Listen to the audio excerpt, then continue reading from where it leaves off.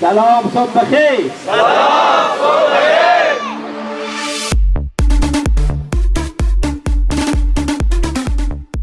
با سلام و عرض ادب خدمت همگی عزیزانی که در گروه ورزشی آریانا پامیر مشهد وجود دارند. امروز در خدمت شما عزیزان هستیم با گزارش ویژه از منطقه تفریحی اهل‌آباد مشهد.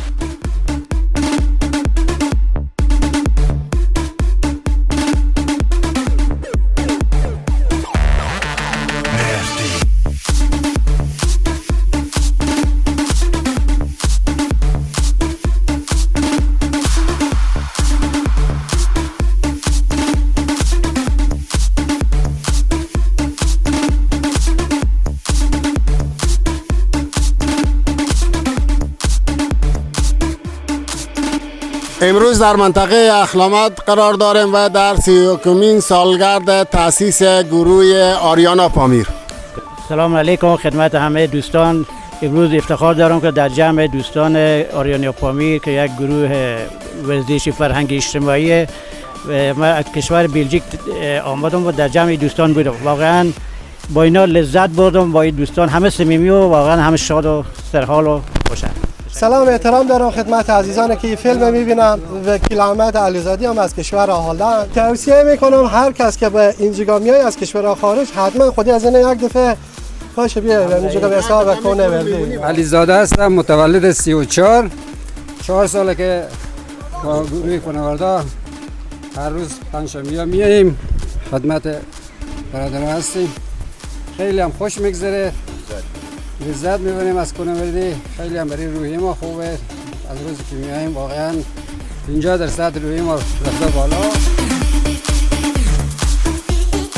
که مایه سلامت باشه، از نظر روحی جسمی ورزش کنه. بهترین برنامه زندگی باید ورزش باشه. اول ورزش، بعد سلامتی، اخلاق خوش و نیکو هم به دنبال داره.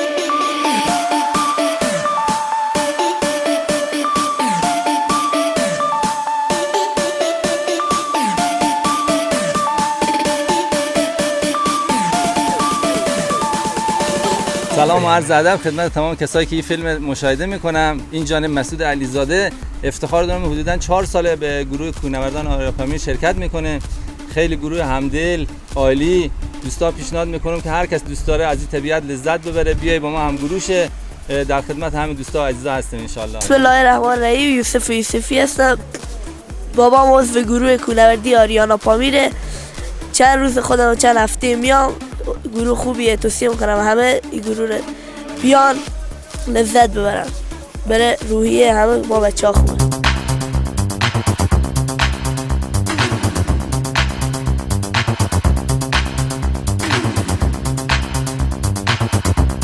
با عرض سلام و خدمت عزیزان گروه آریانا پامیر، بنده عبدالرحیم رحیمی 8 سال عمل قلب واس کردم. خودی دوستا همیشه میایم به کوهنوردی، به هر کوه هر جایی که میرم من میام خدمت جوا.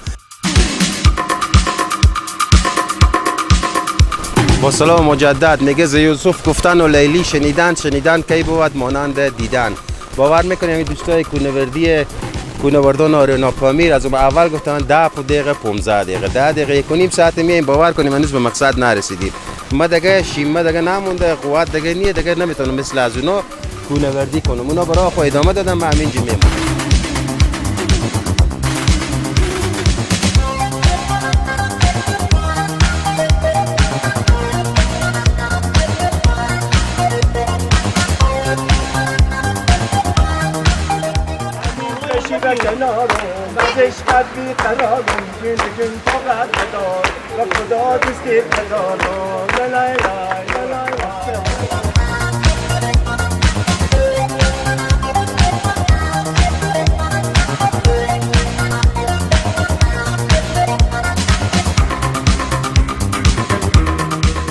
خب دوستان عزیز، امروز در یک حرکت نمادین عزیزان گروه بزرگ آریانا پامیر برای پاکسازی منطقه اهل‌آباد از زباله‌ها هم اقدام کردند که انشالله که فرهنگسازیش بین تمام گروه‌های ورزشی که وقتی به طبیعت میرم زباله‌هایی که دیگران به جا میگذارم اونا رو بتونم جمع کنم و دیگرانی هم که به طبیعت میایم سعی کنم از خود کو غیر از رد پا هیچی به جا نگذارم. طبیعت نگه داریم برای آیندگان.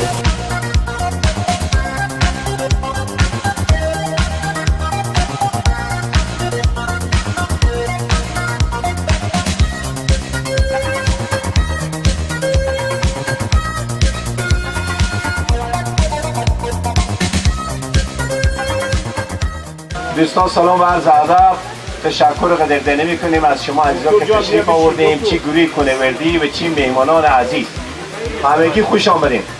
تشکری هم داریم از اجی رشید جان که امروز ما و شما را همگی دور هم جمع کرد. واقعا خیلی خیلی زحمت کشیدم و همچنین از آقای رضایی جان که صبحانه دعوت از اونا بودیم. خدا برای همگی اینا خیر و برکت بده. فقط آمادگی بگیریم عزیزان، دو نفرم بلند شیم، سفره بندازیم. و همچنین از خلیفه آشپز آقای یوسفی عزیز، آقای غلامی عزیز، واقعا زحمت کشیدم. و یک تشکر مخصوصی هم داریم از آقای فیلمبردار آقای امینی جان که از کشور هلند تشریف آوردن.